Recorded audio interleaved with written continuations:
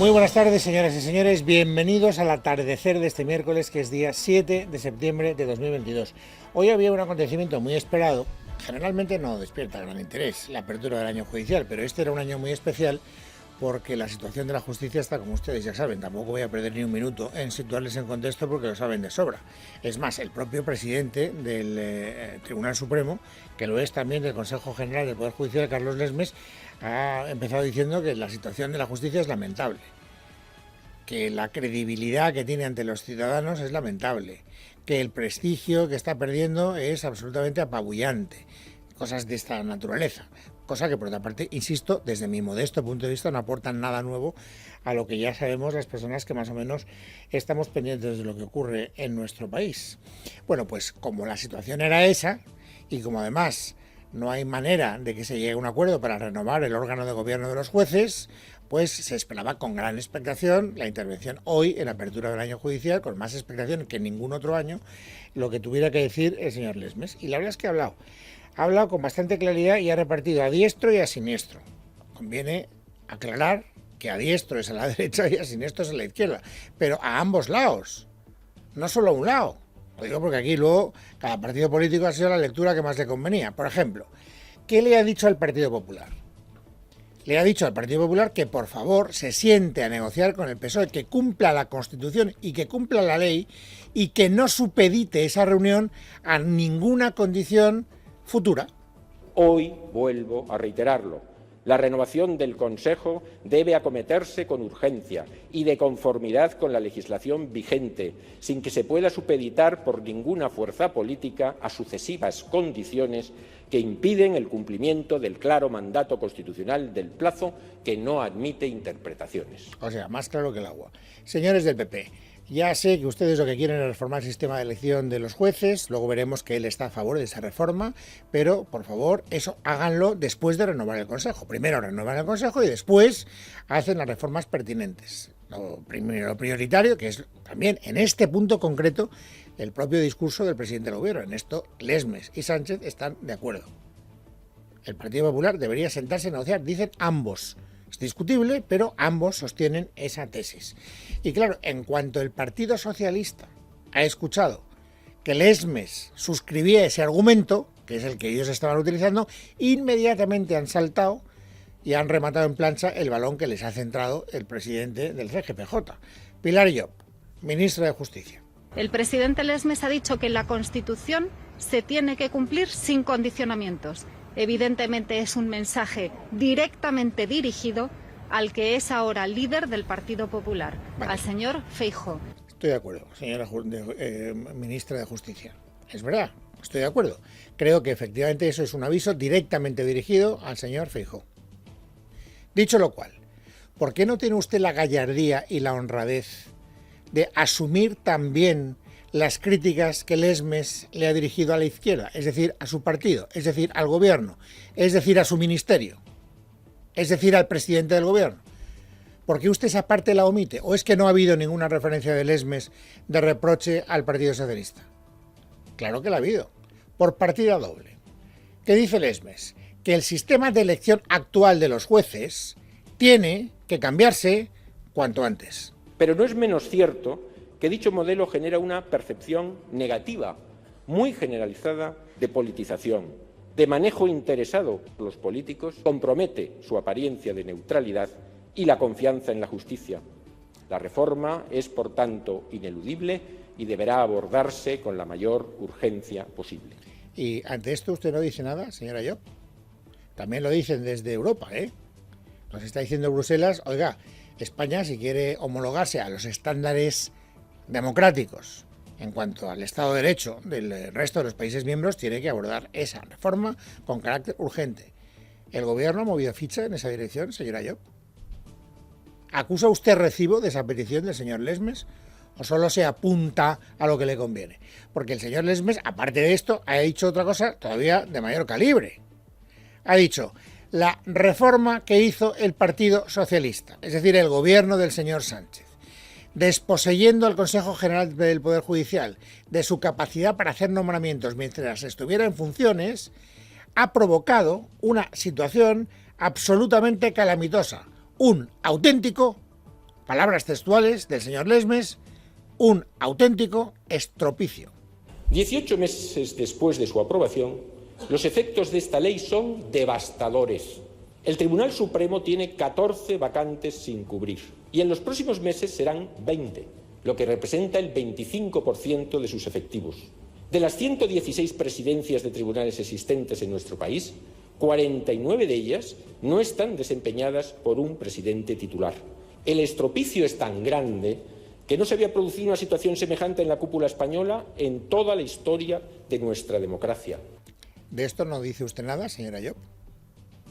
Este tirón de orejas claramente dirigido, específicamente dirigido a la reforma del gobierno, no le promueve ningún tipo de consideración en voz alta. Solo tiene usted que jalear a Lesmes cuando se mete con el Partido Popular. Se pone usted de perfil cuando arremete contra su jurisdicción ministerial. Esta es la manera que tiene usted de entender la política, de una manera neutral, de una manera democrática. Sorprendente. También es sorprendente, bueno, no es sorprendente, rectifico. No es nada sorprendente porque en política las reglas son para todos. Y lo que ha hecho el señor Feijóo, en cuanto ha oído esta consideración de Lesmes, es hacer lo mismo que ha hecho la señora Llop cuando ha escuchado el tirón de orejas del señor Lesmes al Partido Popular. ¿Qué ha dicho el señor Feijóo? ¿Ha hablado en algún momento de cumplir la Constitución tal como Lesmes les decía al principio, tal como le recuerda cada vez que puede el presidente del gobierno? No, de eso no ha dicho nada.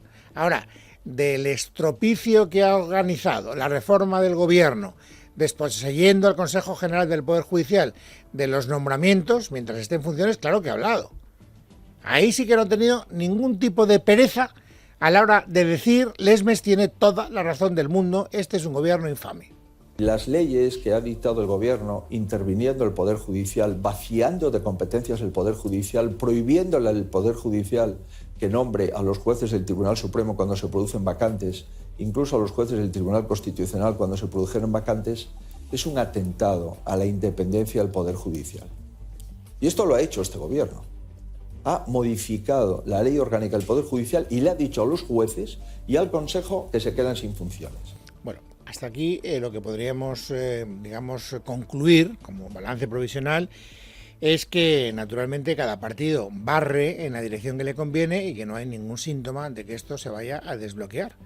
Y este es el punto que también asume Lesmes, hasta el punto de que hoy, en el momento, digamos, más apasionado de su discurso, en la sesión de apertura del año judicial, delante del rey, ha dicho esto.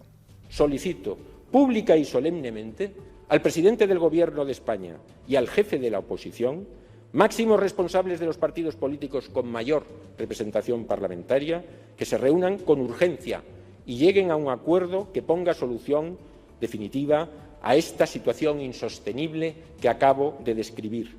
De no ser atendido este llamamiento que hoy hago, será preciso reflexionar sobre la adopción de otro tipo de decisiones que ni queremos ni nos gustan. ¿A qué decisiones se está refiriendo el señor Lesmes? A su dimisión. Y no lo digo porque a mí me parezca que se puede deducir, no hace falta deducirlo. Es que él mismo lo ha confirmado luego en un corrillo ante los periodistas, que como esto no se arregle, él dimite. Y naturalmente a partir de ese instante ya el colapso al que nos enfrentamos es verdaderamente notable.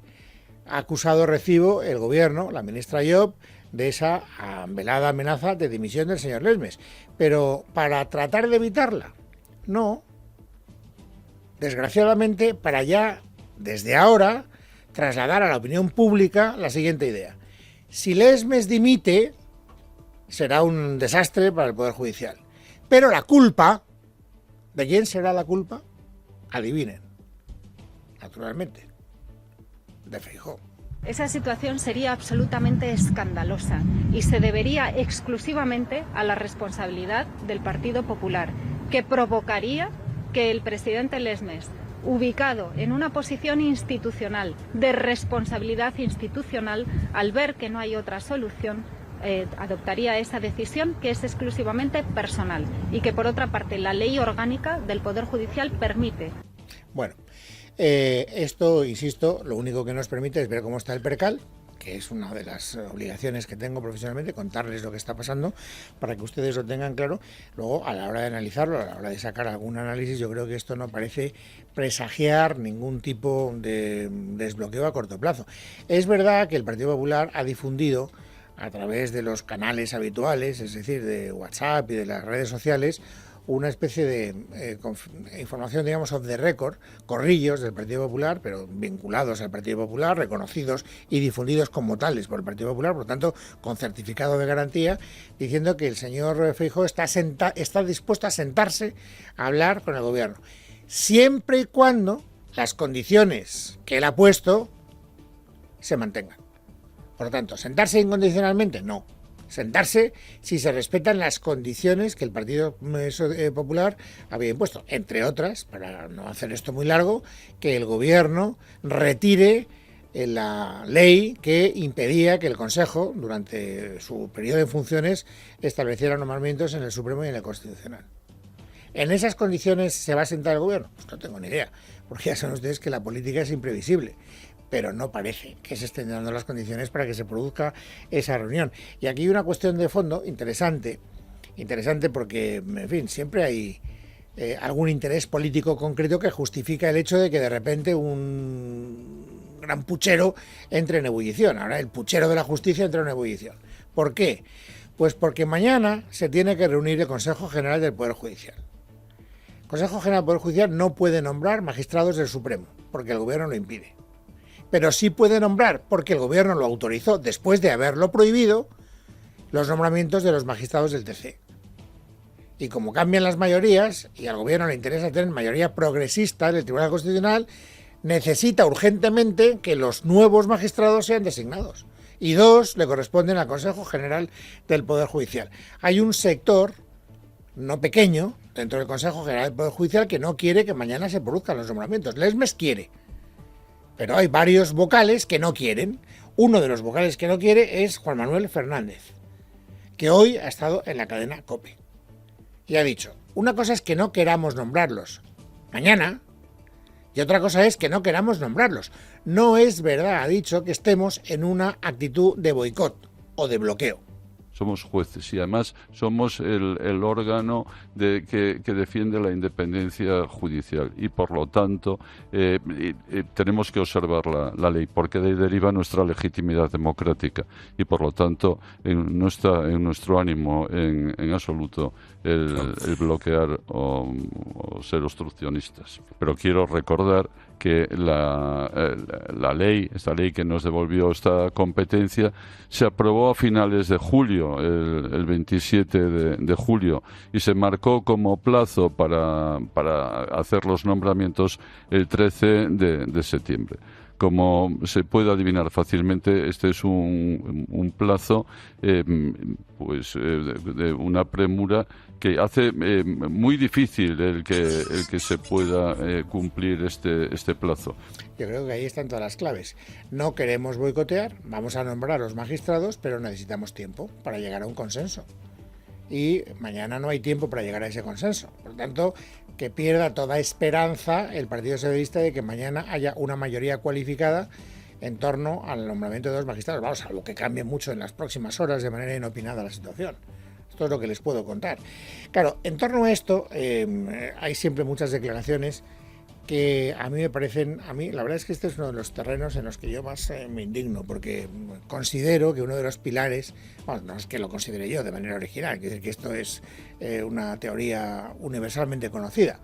La democracia es división de poderes e independencia de cada uno de los 3 poderes. El Poder Judicial, si no es independiente, es incompatible con un sistema democrático higiénico. Esta es mi idea y la de tantas personas antes que yo y mucho más listas que yo.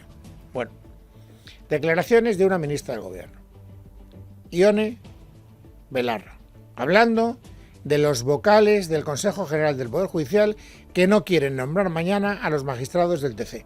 El Partido Popular lo que quiere es... ¿Comprarías una prótesis de cadera por internet y dejarías que te la colocara alguien que no sea médico? No, ¿verdad?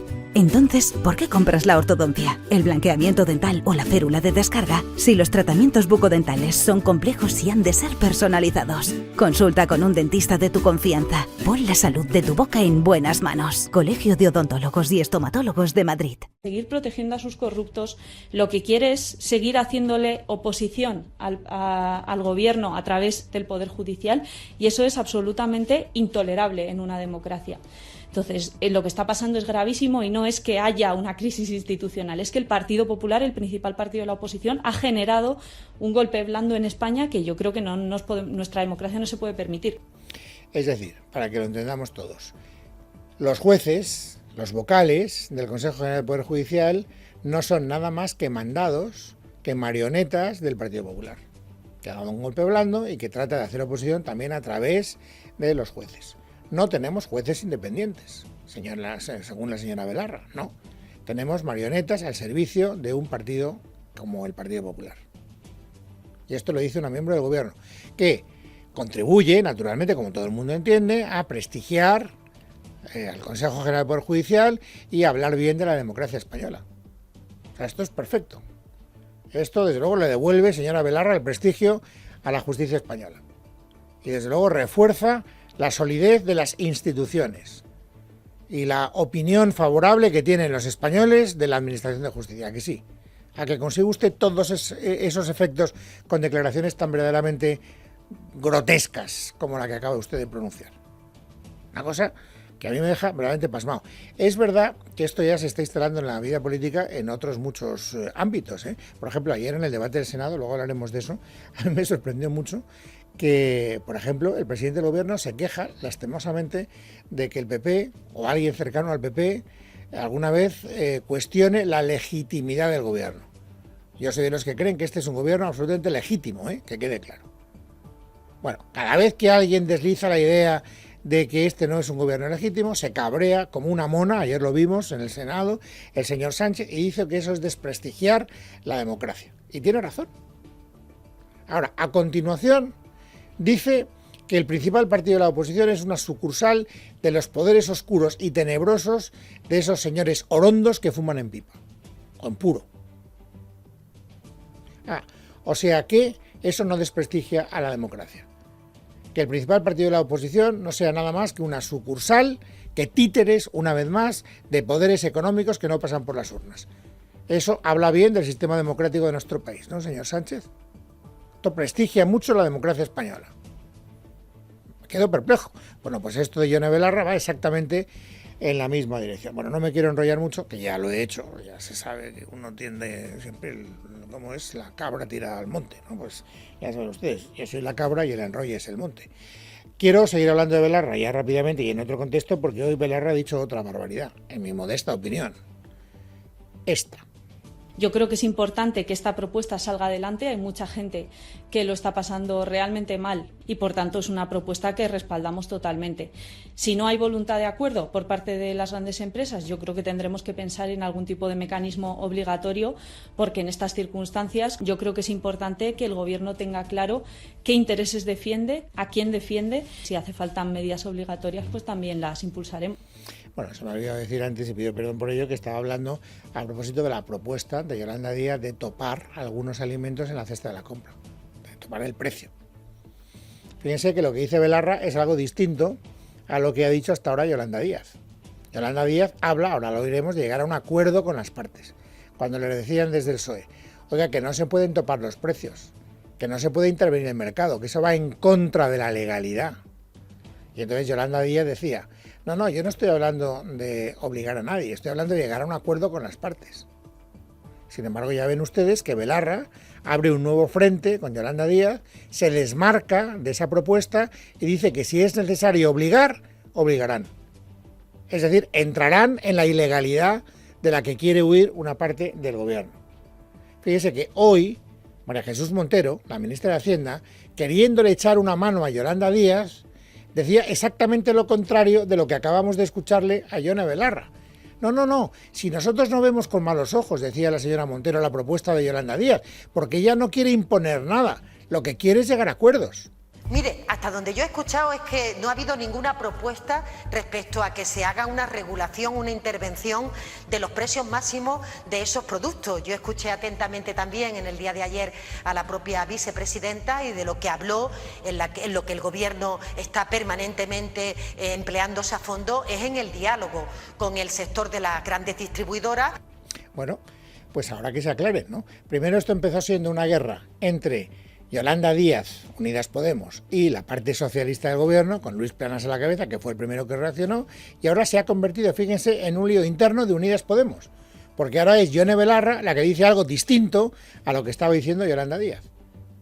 O sea, que los líos en la izquierda van cambiando de pareja de bailes, pero se mantiene como paisaje de fondo. Esta es la conclusión a la que yo llego. Y luego tengo que hacer ya una referencia, perdonen que hable deprisa porque me he enrollado mucho, a la resaca del debate ayer en el Senado.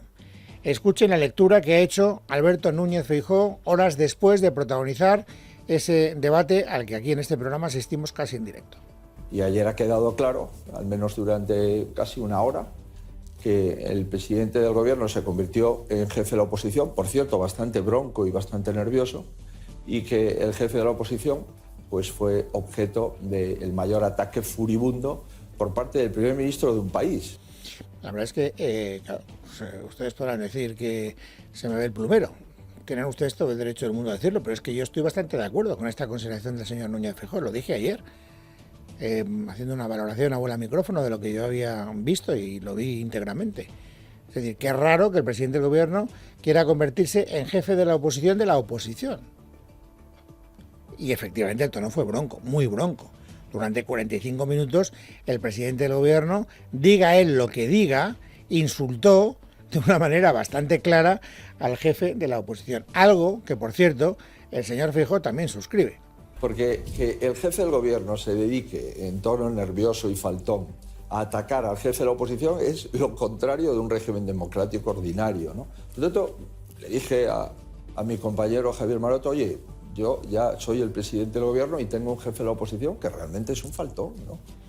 Bueno, ¿faltó o no faltó el señor Feijóo, el señor Sánchez al señor Feijóo? Bueno, según Bolaños, según el ministro de la Presidencia, no solo no fue eso lo que ocurrió, sino que ocurrió exactamente lo contrario. Ayer no hubo insultos. Se le dijo literalmente al señor Feijóo declaraciones suyas que había hecho durante los últimos meses y se le puso frente al espejo. Mi sensación es que el señor Feijóo, no está muy acostumbrado a que le digan las verdades. ¿Y cuáles son las verdades que se le dijeron ayer? Hubo un momento muy divertido, desde el punto de vista, divertido no es la palabra, la verdad, muy pintoresco si ustedes quieren, en el que el señor Sánchez estaba acusando al señor Feijóo de mentir. Directamente dijo, usted ha mentido. Claro, llamar mentiroso a una persona es insultar a esa persona, se ponga él como se ponga. Inmediatamente después, pero como 2 minutos después, decía, pero ¿cómo me dice que yo le he insultado? Dígame en qué le he insultado yo. Pues se le acaba de insultar, se le acaba de llamar mentiroso. Bueno, pues algo muy parecido es lo que ha hecho hoy Eva Granados, la portavoz del Partido Socialista en el Senado. Resulta que no insulta el gobierno al señor Feijóo. Es el señor Feijóo en que insulta al gobierno. Pero lo cuenta con esta literalidad. Lo que no puede ser es que Feijóo se esté dedicando día sí y día también a vertir mentiras sobre la situación en España y alarmar al conjunto de los españoles. O sea que usted también dice que es un mentiroso, pero eso no es insultar, explíquemelo. ¿Dónde está aquí la frontera de insulto? ¿Cada uno entiende el concepto, cómo le va en la procesión? Pues no tengo ni idea. Bueno, lo cierto es que hay una pregunta que no es fácil de contestar, depende de a quién le pregunten, es, bueno, ¿y quién ganó ayer ese debate famoso?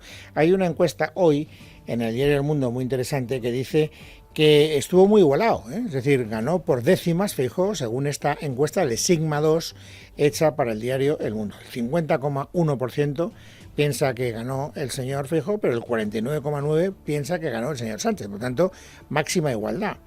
¿Dónde está la clave de esta encuesta, en mi opinión? En que el 91,8%, es decir, una abrumadora mayoría del electorado del PP, cree que ganó el señor Feijóo, y sin embargo, un 23,9%, casi un 24%, casi 1 de cada 4 votantes socialistas creen que ganó Feijóo. No que ganó Sánchez, que ganó Feijóo. Es decir, absoluta fidelidad digamos, en este caso concreto, de pronóstico o de sensación de victoria en el electorado del PP, pero no en el electorado del PSOE. Y esto nos permite pensar que efectivamente se está produciendo una fuga de votos o de simpatías políticas, por lo menos, desde el Partido Socialista al Partido Popular. Si yo fuera el señor Sánchez, me lo haría mirar y me preocuparía. No sé si a él le preocupa. En todo caso, el señor Feijóo tiene claro que las encuestas en este momento le acercan mucho a la Moncloa. Yo no tengo culpa de que los que hacen encuestas digan que el Partido Popular va por delante. En este momento vamos por delante. Si el domingo hay elecciones, Sánchez las pierde. Es miércoles, es 7 de septiembre de 2022. Vamos, amigos, ahora a completar el paisaje informativo sobresaliente del día. Carmen Arreaza, buenas tardes. Buenas tardes, Luis. Este miércoles la Comisión Europea ha propuesto una batería de 5 medidas urgentes para atajar la situación de emergencia energética. Bruselas ha adelantado de momento que quiere imponer un límite al gas ruso. Leticia Vaquero. La presidenta de la Comisión Europea, Ursula von der Leyen, ha presentado sus propuestas inmediatas en rueda de prensa.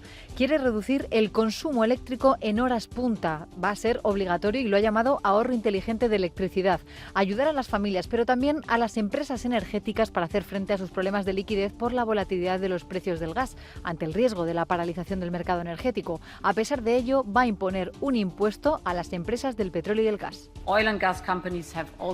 Las compañías de petróleo y gas también han obtenido ganancias masivas. Por lo tanto, pondremos una contribución solidaria para las empresas de combustibles fósiles, porque las fuentes de energía tienen que ayudar a resolver esta crisis. Pero van a poner un tope a los ingresos de las empresas también de energía renovable, porque según Leyen ya es hora de que los consumidores se beneficien de los bajos costes de este tipo de energía. Considera además que Rusia es un proveedor poco fiable y que está manipulando nuestros mercados energéticos, y así Leyen avisa a Putin. El tope al precio de gas ruso puede llegar muy rápido y eso es importante. Hemos trabajado mucho durante el último mes para asegurarnos de que tenemos la red solidaria necesaria para que el gas fluya donde es más necesario. Y ha aportado datos. Los europeos hemos reducido la demanda rusa porque hemos pasado de un 40% en el mes de febrero a un 9%. Gracias, Leticia. Mientras tanto, el presidente de Rusia, Vladimir Putin, ha amenazado con suspender todos sus contratos de suministro energético con Europa si Occidente sigue adelante con sus planes para poner un tope al precio de los hidrocarburos rusos. Verónica Jorro, buenas tardes. Buenas tardes. Ha sido durante su intervención en el Foro Económico Oriental en Vladivostok, donde dice que los planes de la Unión Europea de limitar el precio del gas ruso es una iniciativa sin futuro que únicamente provocará un incremento del coste. Putin ha culpado del dramático aumento de los precios de 300 a 3.000 euros por cada 1.000 metros cúbicos de gas a los clientes europeos del consorcio ruso Gazprom, que les ofreció contratos con precios fijos a largo plazo, pero Europa optó por el mercado al contado. Además, Putin ha asegurado que Moscú está listo para abrir el gasoducto Nord Stream 2 después del cierre indefinido del Nord Stream 1 debido, según la versión rusa, a problemas de fugas de aceite. Dice el mandatario ruso que solo es necesario presionar un botón e insiste en que la firma alemana Siemens no responde a las peticiones de Gazprom en el marco de la disputa de los últimos meses por la turbina averiada. De vuelta a nuestro país y con la subida de los salarios de fondo, con el objetivo de que no se pierda poder adquisitivo, el secretario general de UGT, Pepe Álvarez, ha instado a la patronal a proponer una fecha para reunirse y negociar. Antonio Garamendi, presidente de la COE, ha mostrado su disposición en una entrevista en Televisión Española. Le pido a la COE cita para reunirnos. Hora, día, cuando quieran. Y si quieren con luz y taquígrafos, con luz y taquígrafos. Por supuesto que estamos dispuestos a sentarnos y vamos a seguir sentados como no podía ser de otra manera. Por tanto, niego la mayor de que nos hemos levantado porque no es verdad. Más cosas. Vox ha presentado este jueves un recurso de inconstitucionalidad contra el decreto de la Generalitat que permite no impartir un 25% de clases en castellano en Cataluña. Así lo ha señalado esta mañana el líder de la formación, Santiago Abascal. Presentamos el recurso número 40 de Vox, del grupo parlamentario de Vox, ante el Tribunal Constitucional, en lo que yo creo que ya es una clarísima muestra de que Vox se ha erigido en el verdadero defensor de los derechos constitucionales y de los derechos de los ciudadanos españoles. Lo hicimos durante el estado de alarma con recursos que se rebelaban ante la restricción de libertades y este tribunal nos dio la razón, pero también lo hicimos durante el golpe separatista catalán que hoy precisamente queremos recordar. Y cuando ha arrancado este jueves el curso escolar en la Comunidad de Madrid, este miércoles, la presidenta de la región, Isabel Díaz Ayuso, se ha abierto a adelantar para el año que viene la incorporación de los alumnos a las clases. Lo que no soy partidaria es de tomar decisiones a vuela pluma, según las circunstancias, según la época, sin consenso y sin estudiarlo bien, porque hoy, por ejemplo, estábamos viendo que muchas familias de este mismo colegio todavía no han vuelto del descanso y no tienen a los alumnos. Tomar decisiones tan importantes de manera precipitada no es consecuente y yo creo que no es bueno, no es beneficioso para nadie. Pero sí es cierto que hay un debate acerca de la cantidad de días que los niños están de vacaciones y que en muchas ocasiones se convierte esto en un problema para las familias. Este es un gran reto, la conciliación. En casa de Herrero, Es Radio.